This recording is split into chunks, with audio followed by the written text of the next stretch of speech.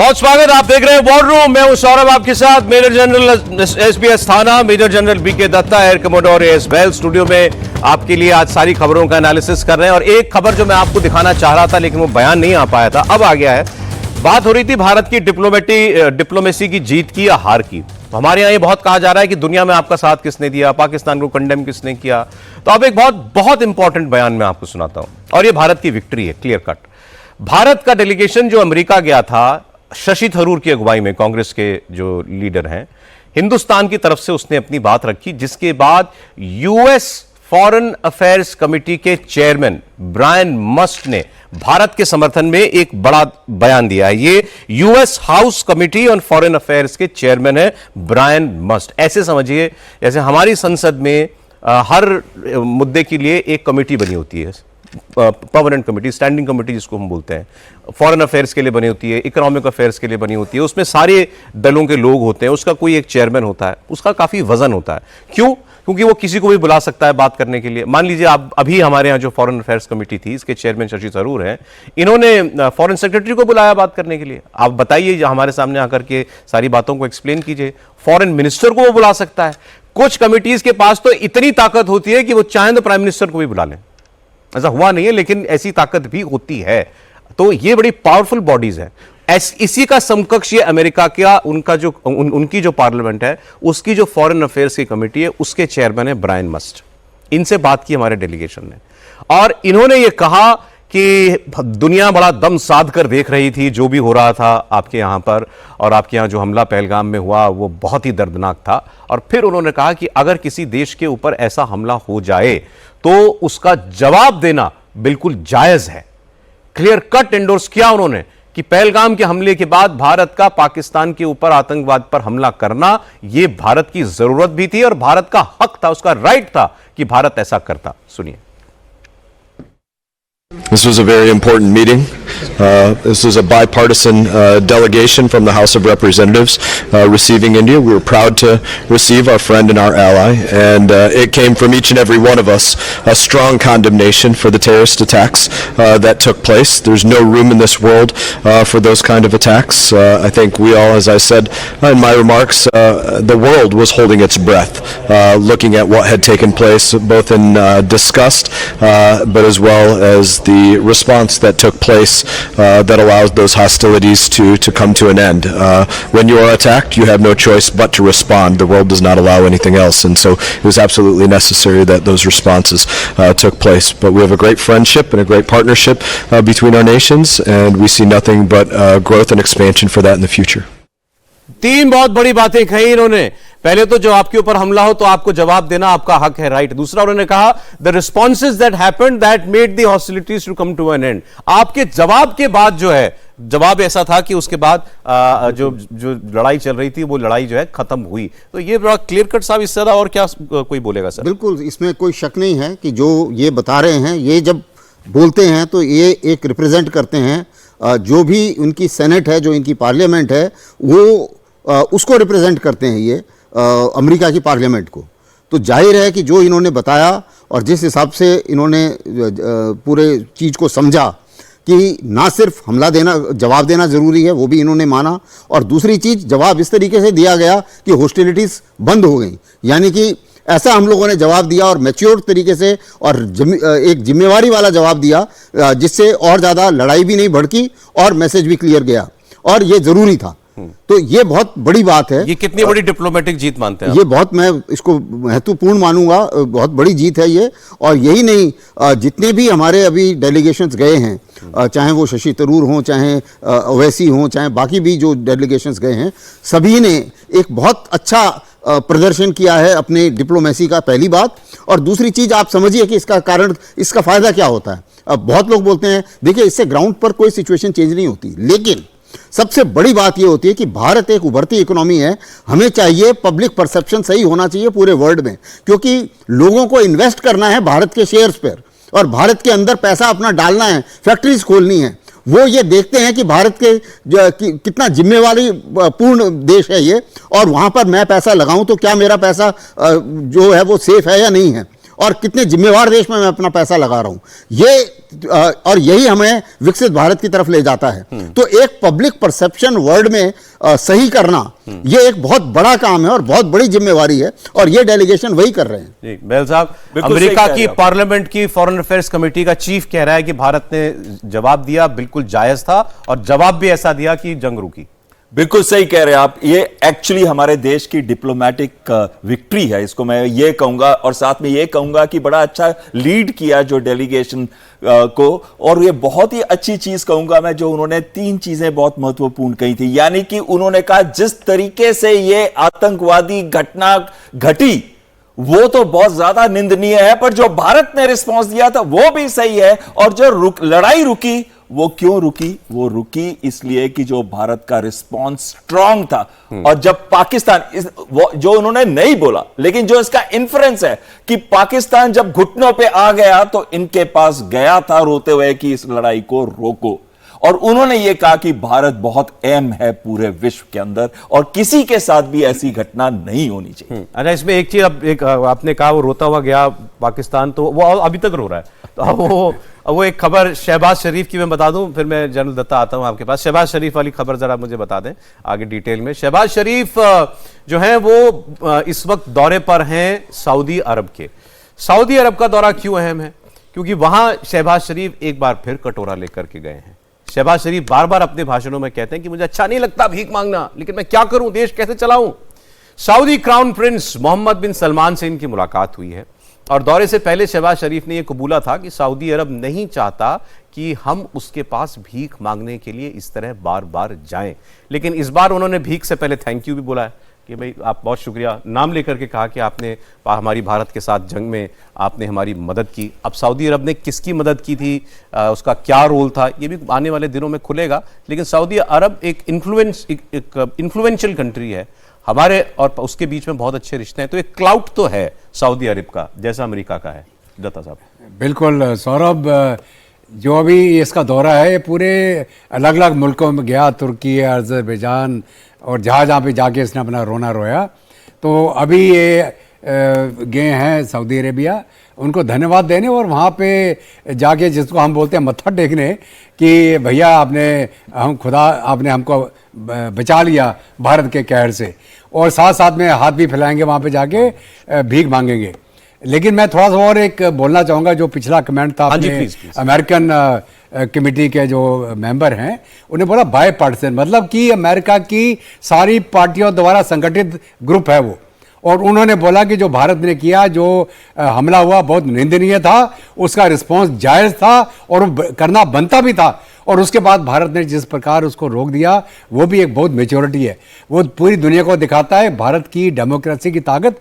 सबसे बड़ी डेमोक्रेसी, सबसे बड़ी आबादी, राइजिंग इकोनॉमी, और हमारी ताकत, हमारी टेक्नोलॉजी। इसलिए दुनिया में अगर कोई इन्वेस्ट करना चाहता है भारत में, उसको कोई शंका नहीं होगी कि भारत एक सेफ डेस्टिनेशन है जहां पे आके आप अपना पैसा इन्वेस्ट कर सकते हैं और आपका पैसा सेफ रहेगा।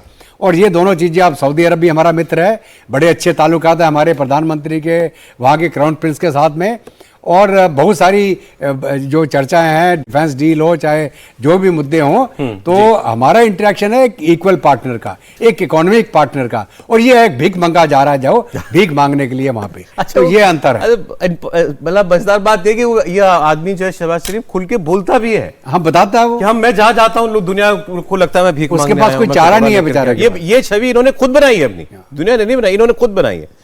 अच्छा, आप बांग्लादेश की खबर की बात कर लेते हैं, बहुत इंपॉर्टेंट खबर है। बांग्लादेश में पिछले साल अगस्त में तख्ता पलट हुआ था। शेख हसीना प्राइम मिनिस्टर थी, उनको जान बचाकर यहां आना पड़ा था। लोग कहते हैं अगर उनको वहां की आर्मी ने कुछ घंटों की मोहलत ना दी होती कि आप चले जाइए, उन्होंने अपना जहाज दिया कि आप जहां जाना चाहती हो वो चले जाओ, और फिर वो दुनिया में कहीं और जाना चाहती थी, शायद इंग्लैंड जाना चाहती थी, वहां उसने आने नहीं दिया, तो फिर वो भारत में उन्होंने शरण ली। भारत ने कभी मना नहीं किया था उनको, भारत उनको अच्छा दोस्त मानता है अपना। जब तक शेख हसीना की पार्टी अवामी लीग वहां सत्ता में रही, लंबे वक्त तक रही, भारत बांग्लादेश के बहुत अच्छे रिश्ते थे। अब साहब ये कट्टरपंथी सड़क पर आ गए और शेख हसीना को आना पड़ा, वहां हो गया तख्ता पलट। तब से अब तक पूरी दुनिया ये मांग कर रही है कि आप चुनाव कराइए। मोहम्मद यूनुस को कोई पोस्ट नहीं है, he is adviser to government of Bangladesh. Government का कौन है मुख्य एडवाइजर? किसी को होता है ना, वहां कोई आदमी नहीं है, आपने इनको बना दिया एडवाइजर, तो ये डिफैक्टो प्राइम मिनिस्टर है। उनकी उम्र बहुत हो चुकी है। इनकी दुनिया में छवि ये है कि ये अमेरिका की बिडिंग करते हैं, मतलब जो अमेरिका चाहता है वो ये करते हैं। साथ साथ चाइना को भी प्ले करते हैं, चाइना भी अपने काम इनसे निकलवाता रहता है, और ये एंटी इंडिया हैं। अब ये पूरी तरीके से क्लियर है। अब इनके पीछे आर्मी चीफ भी पड़ गया इनका, जनरल जमा, और उन्होंने इनसे कहा कि इस साल दिसंबर तक 2025 में आप चुनाव कराइए। आप बड़े बड़े फैसले ले रहे हैं, आपको राइट ही नहीं है वो फैसले लेने का, एक चुनी हुई गवर्नमेंट फैसले करती है ऐसे। तो उन्होंने लेकिन उस वक्त मना किया। अच्छा, इन्होंने थोड़े तेवर भी दिखाए, इन्होंने कहा कि मैं छोड़ दूंगा, मुझे ऐसे आप अगर लोग आप पुश करेंगे तो। बाकायदा खबर छपी थी कि ये रिजाइन करना चाहते थे।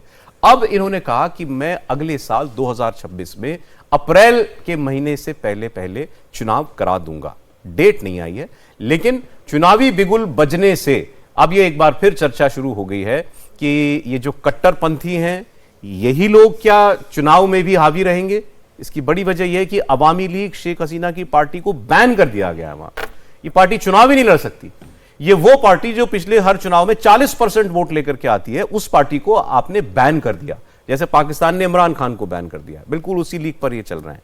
तो जो चुनाव यहां होगा, क्या उसका निष्कर्ष हम अभी नहीं निकाल सकते? इन्होंने जेलों से आतंकवादी छोड़े, पॉलिटिकल पार्टीज के लोगों को जेल में डाला मोहम्मद यूनुस ने, और आतंकवादियों को रिहा किया, सारे कट्टरपंथियों को रिहा कर दिया, वो सड़क पर आ गए, घोषित आतंकवादियों को। तो सरकार में भी वही जाएंगे ना जीत करके, क्योंकि अब अवामी लीग तो इलेक्शन है, वो चुनाव ही नहीं लड़ेगी। और यहां पर एक और इंपॉर्टेंट डेवलपमेंट, जो अमेरिका की रिप्रेजेंटेटिव है बांग्लादेश में, उन्होंने ये कहा कि अवामी लीग के मतलब शेख हसीना के बगैर भी फ्री एंड फेयर इलेक्शन हो सकता है। अजीबोगरीब बात सर वो कह रही थी। कोई मतलब है इस इलेक्शन का अगर इसमें अवामी लीग नहीं है?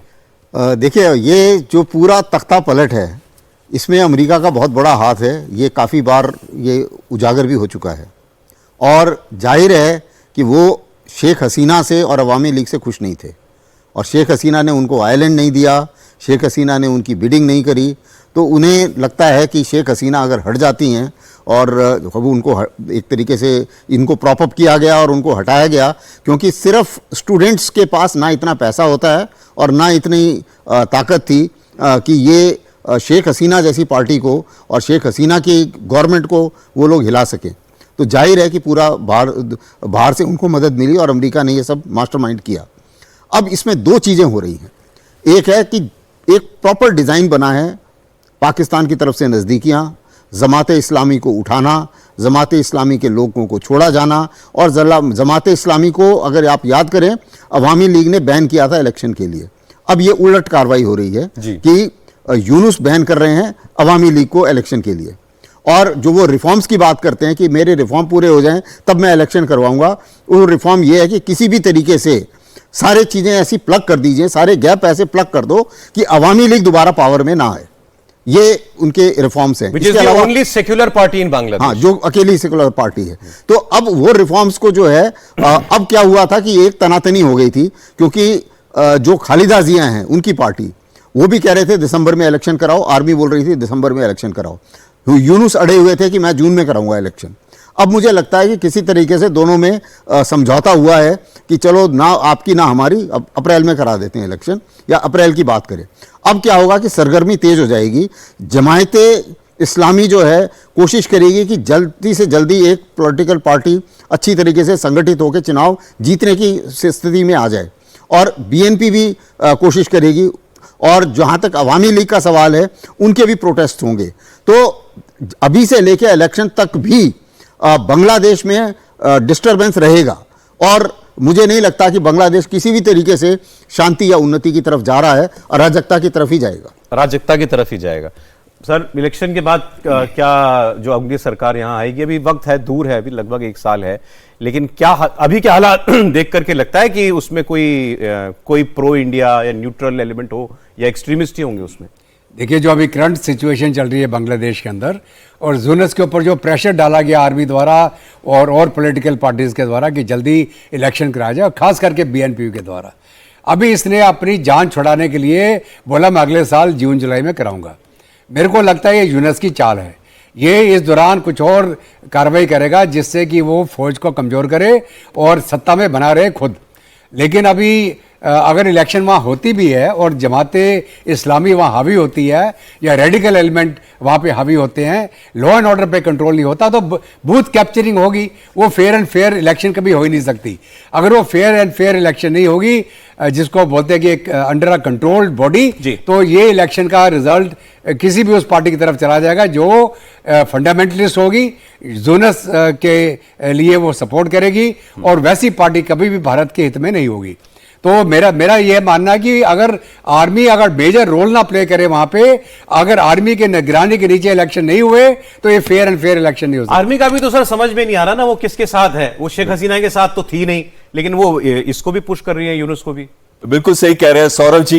ये देखिए, पहले इन्होंने बात करी थी कि जनवरी और जून के बीच में कभी भी मैं करा दूंगा, तो इन्होंने बिल्कुल मिड पॉइंट लिया है अप्रैल का, कि मैं अप्रैल में, ताकि इनकी बात भी रह जाए। और जो बीएनपी और जनरल वकार, जमन वकार, उनको कोशिश कर रहे हैं पुश करने के लिए दिसंबर तक इलेक्शंस के लिए, तो वो भी पूरी हो जाए। लेकिन इसमें बहुत महत्वपूर्ण बात जो आती है वो ये आती है कि जमाते इस्लामी का सिर्फ 10 से 12% ही पॉपुलैरिटी है पूरे देश के अंदर। तो जमाते इस्लामी वहां पे गवर्नमेंट बनाएगी ये तो हो ही नहीं सकता। वो सपोर्ट कर सकती है लेकिन बना नहीं सकती अपने आप के अंदर। बीएनपी जो पार्टी है वो ही हमेशा अवामी लीग के साथ उनका कंपटीशन होता था कि अब कौन गवर्नमेंट बनाएगा। तो इसमें कोई डाउट नहीं मुझे कि इस समय बीएनपी, हालांकि तीसरी पार्टी भी बन गई है, और वो तीसरी पार्टी है नेशनल सिटीजंस पार्टी, जो उन स्टूडेंट्स ने बनाई है उस प्लेटफॉर्म पे अगेंस्ट रिजर्वेशंस वाले पे, और पर उसका कोई जोर नहीं है, उसका कोई ग्राउंड लेवल पे कोई खास सपोर्ट नहीं है। तो कितनी उनको सीट्स मिलेंगी इस पे भी बहुत बड़ा डाउट है। खालिदा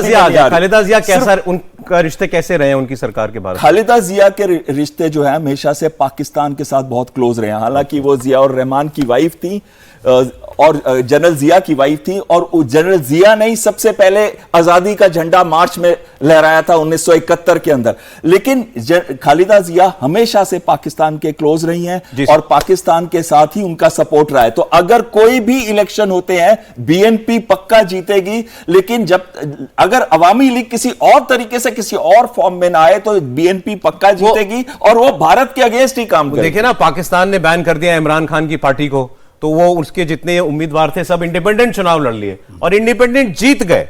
अब वो जीतने में उनको भी डराया धमकाया गया, उनसे समर्थन दिला दिया गया, इनको शरीफ को किसी को भुट्टो की पार्टी को, और जो नहीं माने उनका इलेक्शन काउंटरबैंड कर दिया गया, किसी और को जीता डिक्लेयर कर दिया गया। क्या बांग्लादेश ऐसा करेगा? आने वाले वक्त में देखते हैं क्या होता है।